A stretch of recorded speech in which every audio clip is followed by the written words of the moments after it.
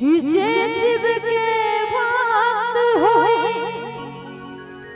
ओह के दुख सितम ना सताई। भोला ताकत है ना सूखल गाछ हरियार हो जाए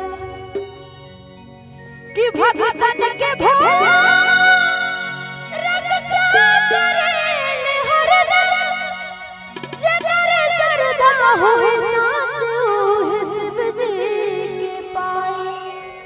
काहे के भैया ओम शिव्याम बनल सत्य बनल शिव शंकर से। ओम शिव्याम बनल सत्य बनल शिव शंकर से।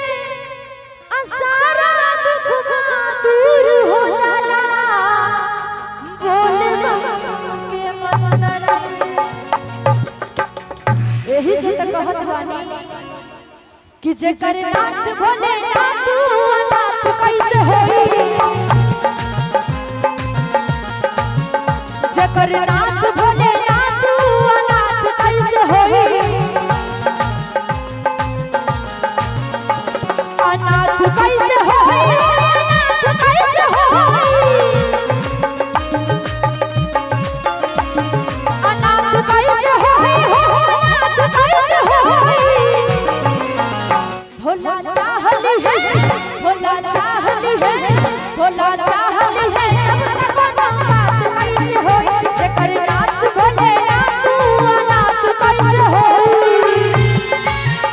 बाबा जय हो ताली बजाइए।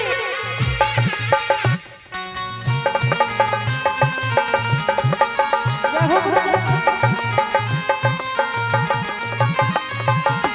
काल के असर भी काल हो पाई।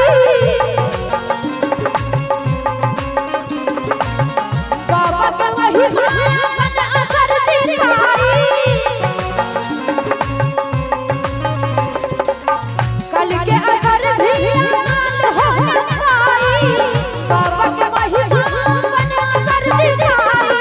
असर दिखाई अपन असर दिखाई। असर दिखाई अपन असर दिखाई।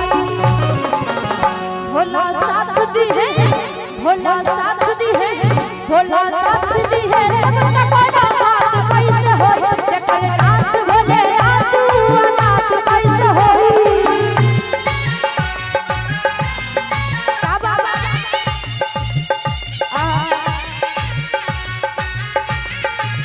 जय हो हे बाबा।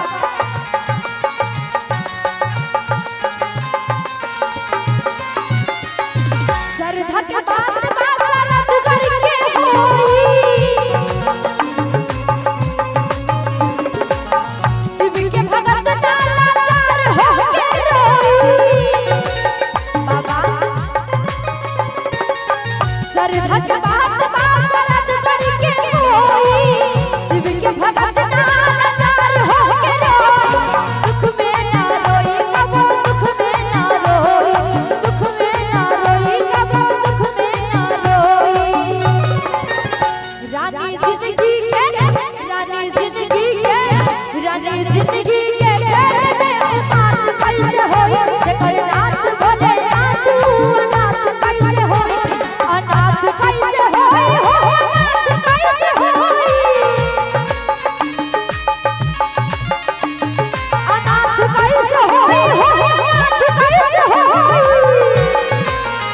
भोला चाहली है भोला चाहली है भोला चाहली है दिन रात कैसे होई। जेकर नाथ भोले नाथ अनाथ कैसे होई। जेकर नाथ भोले नाथ अनाथ कैसे होई। जेकर नाथ भोले नाथ अनाथ कैसे होई। जेकर नाथ भोले नाथ अनाथ कैसे होई। जेकर नाथ भोले नाथ अनाथ कैसे होई। जेकर नाथ भोले नाथ अनाथ कैसे होई। जेकर नाथ भोले नाथ